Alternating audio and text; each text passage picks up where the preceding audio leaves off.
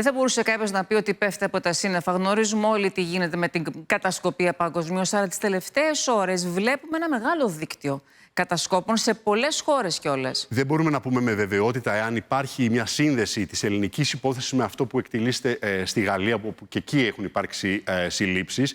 Είναι αρκετά πιθανόν να συνδέονται αυτές οι υποθέσεις και να έχουν ως αφετηρία τους κάποιες πληροφορίες που έχουν διαβιβαστεί στις ευρωπαϊκές υπηρεσίες από την αμερικανική CIA.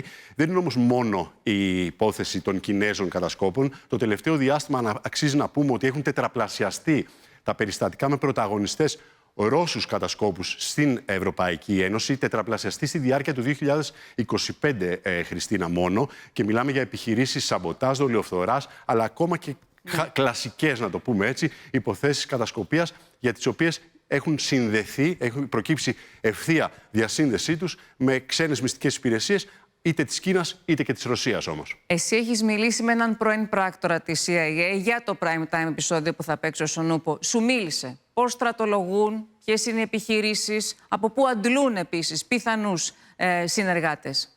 Κάνουμε πράγματι μια έρευνα για αυτό που ονομάζεται υβριδικός πόλεμος, δηλαδή έναν αόρατο πόλεμο ανάμεσα στις υπηρεσίες πληροφοριών, στις μυστικές υπηρεσίες χωρών της Δύσης και της Κίνας και της Ρωσίας. Στα πλαίσια αυτής της έρευνας έχουμε μιλήσει και είμαστε σε διαδικασία που συγκεντρώνουμε συνεντεύξεις από πρώην αξιωματούχους τόσο της CIA ακόμα και της KGB, της παλιάς KGB, της SVR σήμερα των Ρώσων, του ρωσικού intelligence, της ρωσικής κατασκοπίας. Και ο Σονούπο θα είμαστε έτοιμοι να το παρουσιάσουμε. Σήμερα έχουμε ετοιμάσει ένα βίντεο στο οποίο μιλάει ο Μάρκ Πολυμερόπουλος, που είναι ένας απόστρατος αξιωματούχος της αμερικανικής CIA. Μια πολύ σημαντική συνέντευξη. Ευχαριστούμε πάρα πολύ. I'm Mark Polymeropoulos. I spent 26 years at the Central Intelligence Agency. I was an operations officer and a manager. And I spent most of my career in the Middle East. But the last several years of my career, I was overseeing our clandestine operations in Europe and Eurasia, particularly against Russia. The role of a CIA officer, an operations officer, was to spot, assess, develop, and recruit spies, agents. And an agent is a Russian military officer, a Chinese diplomat, an Iranian nuclear scientist. And while it sounds exciting, it's actually a very slow, deliberate process where you're actually getting someone to betray, not their countries, but their governments, to work for the good guys in the West.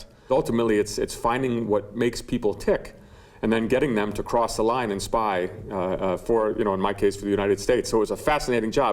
Not as exciting as James Bond in the movies, action and things like that. Can you recall one or two stories from the years that you were on the field? I was training an agent. This was a penetration of an Arab government. I can't tell you which one. I was on the streets of Europe teaching them about things that we call tradecraft, surveillance detection routes, how not to get caught.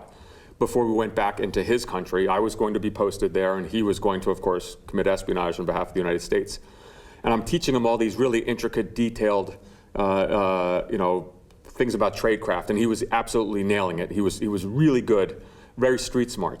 But he stopped me one day and he said, Mark, he said, we're going to see each other maybe just once every month when he goes back to his home country because of all the elaborate security procedures. But he said, I'm going to think about you every single day because if you mess up, if you make a mistake in the tradecraft, I'm teaching him tradecraft, but he's telling me this.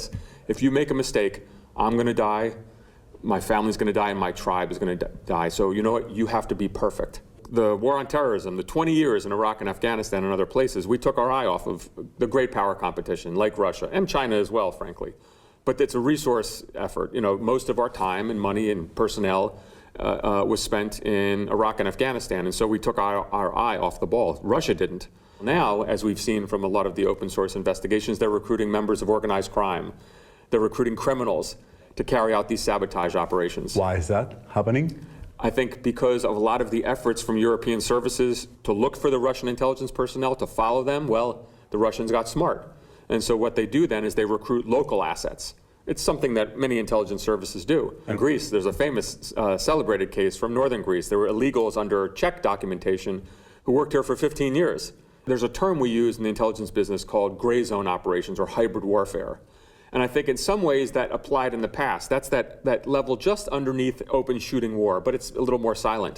I don't think it's that way anymore. I think when we talk about hybrid warfare, the Russians have gone beyond that because, again, they're doing things so openly, so blatantly, it's almost taunting us in the West And are we responding properly? I don't think so.